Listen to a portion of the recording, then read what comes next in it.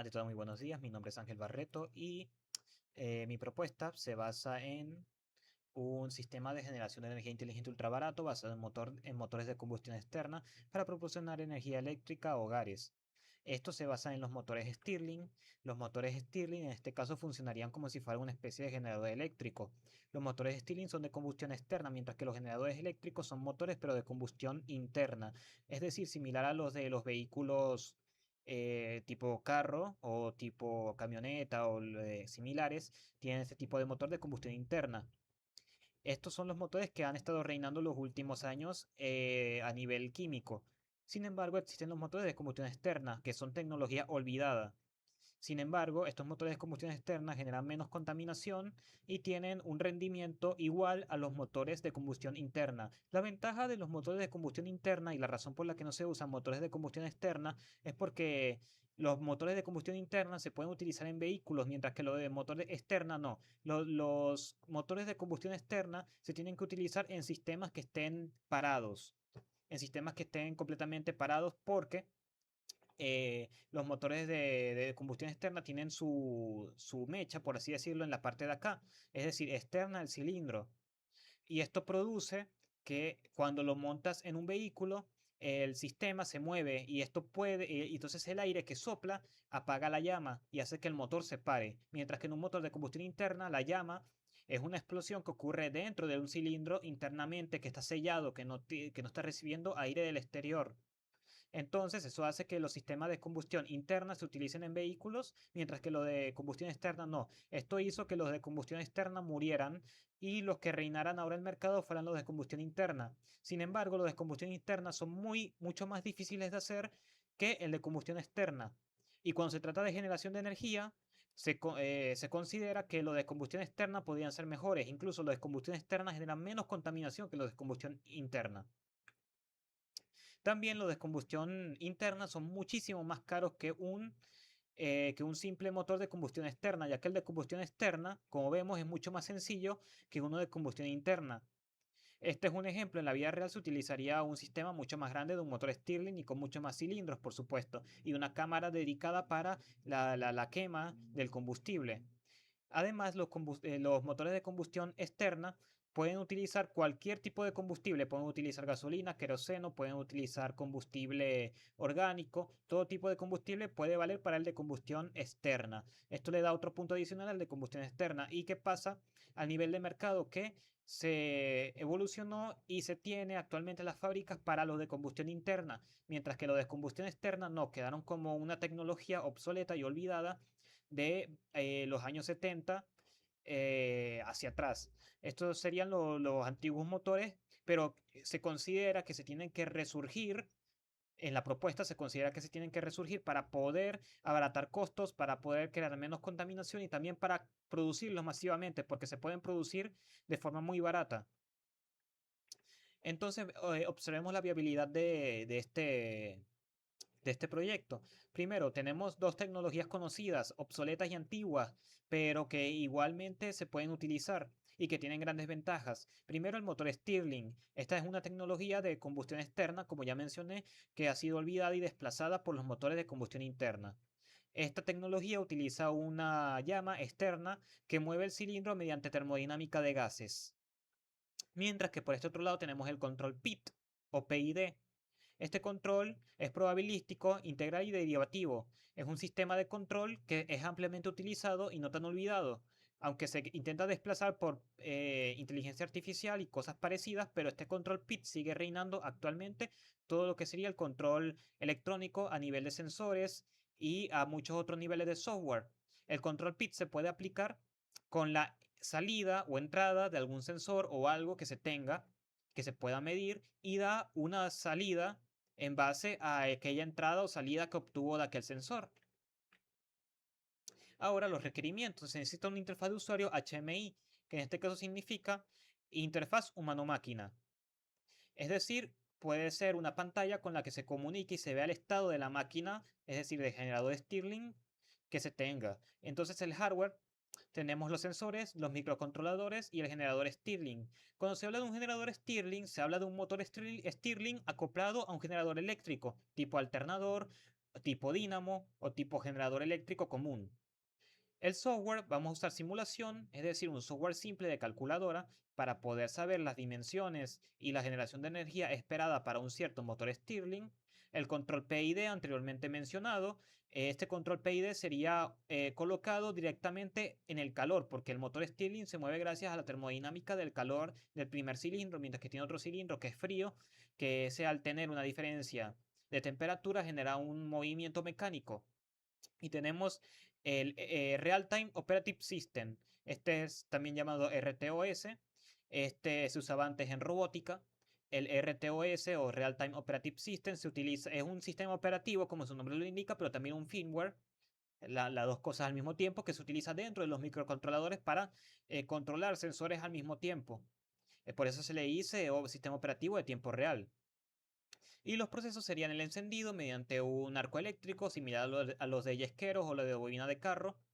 Y también tenemos el combustible, que como ya mencioné puede ser cualquier cosa. Puede ser, por ejemplo, acerrín, ya que en noticias tanto venezolanas como cubanas se ven que se está despreciando el acerrín y utilizándose incluso para estafas, donde se coloca el acerrín en ciertos productos alimenticios como harina, café, etcétera.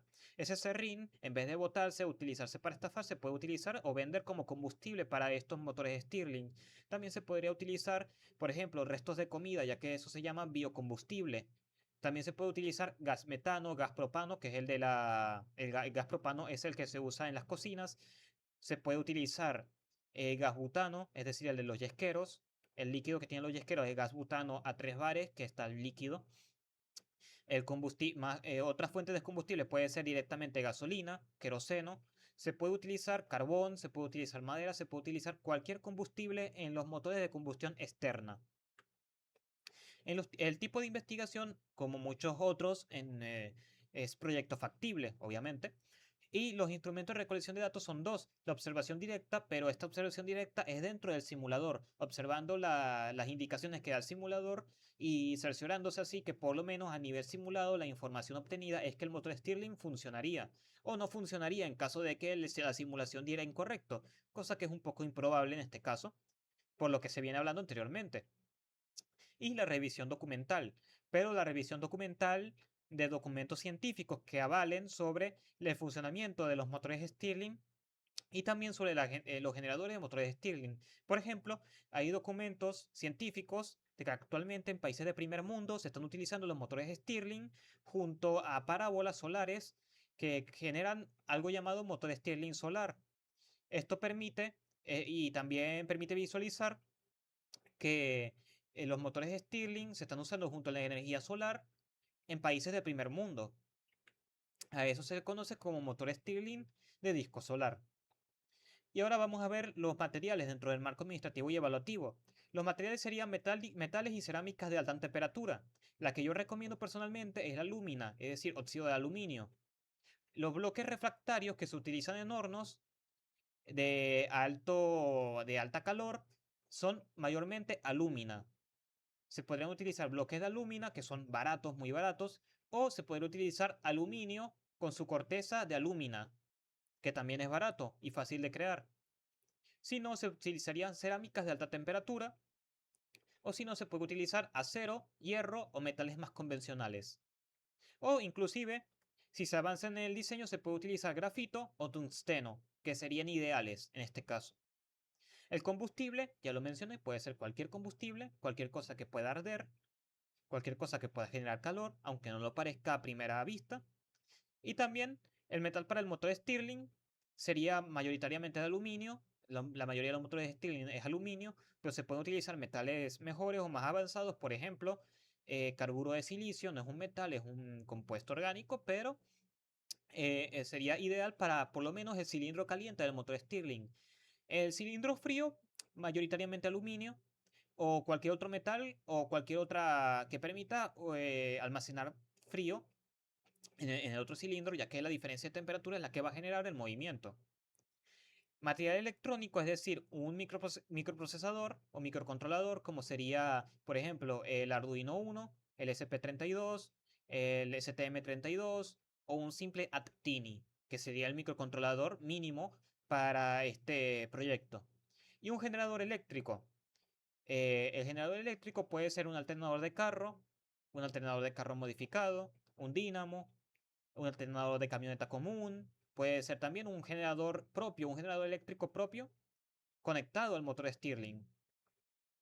O también un generador eléctrico o motor modificado. Por ejemplo, un motor de ventilador que ya no sirva, un motor de 12 voltios de impresora. Todo eso puede servir para el generador Stirling. Y también vamos a ver lo que necesitamos a nivel de humanos y es un equipo técnico. El equipo técnico puede ser uno o más ingenieros, ya que se sabe que un solo ingeniero puede inventar un motor Stirling y crearlo fácilmente, ya que los motores Stirling son muy simples y hay proyectos caseros en internet donde un ingeniero puede crear eso de manera muy sencilla y con equipo básico también a nivel de laboratorio se pueden crear los motores Stirling más sofisticados que generan una gran ganancia de electricidad eléctrica. Entonces, a partir de un ingeniero se puede crear el proyecto. Más si se tiene un equipo técnico un poco más avanzado y un laboratorio también un poco más avanzado para crear estos motores. Pero si nos vamos por el ámbito mínimo, un ingeniero sería más que suficiente. Y las instituciones que pueden participar aquí serían las empresas públicas y privadas a nivel de la distribución, la venta y la compra de estos dispositivos.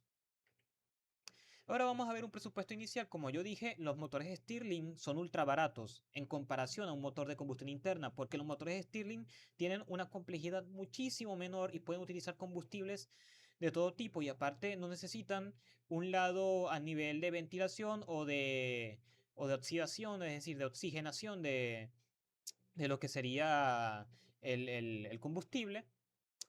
Tenemos que los precios son los siguientes. El precio mínimo para el primer proyecto sería una TINI, un microcontrolador, que estos son los precios de Mercado Libre, no los precios globales, porque globalmente esto vale menos, el Actini vale centavos, pero aquí en Mercado Libre, con los precios inflados, tenemos que el Actini vale $3, el sensor de temperatura, el termistor, que ojo es un termistor, vale $1, el servomotor para abrir el combustible, $3, el medidor de voltaje, $3, un motor Stirling de aluminio, $10, una cámara de combustión de alumina, $5, para darnos un total de $25 para la construcción del proyecto, generando los kilowattajes suficientes por hora para poder alimentar todo lo que sería una casa.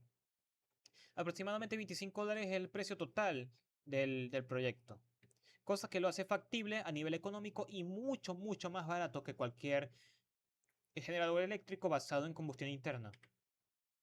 Y finalmente, la evaluación del proyecto. Tenemos la fase cero, que es la viabilidad teórica. Aquí se demuestra teóricamente que se puede crear mediante la simulación del proyecto que mencioné antes. O sea, el nivel de software se necesita una simulación. También en la fase 1, que es el primer prototipo, una versión pequeña, simplemente para estimar las ganancias reales que se tendrían si se escala en tamaño o si se escala a nivel de módulos, o sea, que se puedan acoplar modularmente. Y por último, la fase del montaje, la fase 2 que es la integración, que es el montaje del sistema completo. Muchas gracias por su atención. No me voy sin antes dejar una reflexión aquí, un versículo de la Biblia. Este versículo es el Éxodo 35-31 hasta el 32 de la Biblia del Jubileo, que reza lo siguiente. Y lo ha llenado del Espíritu de Dios, en sabiduría, en inteligencia y en ciencia y en todo artificio, para proyectar inventos, para obrar en oro y en plata y en bronce. Muchas gracias.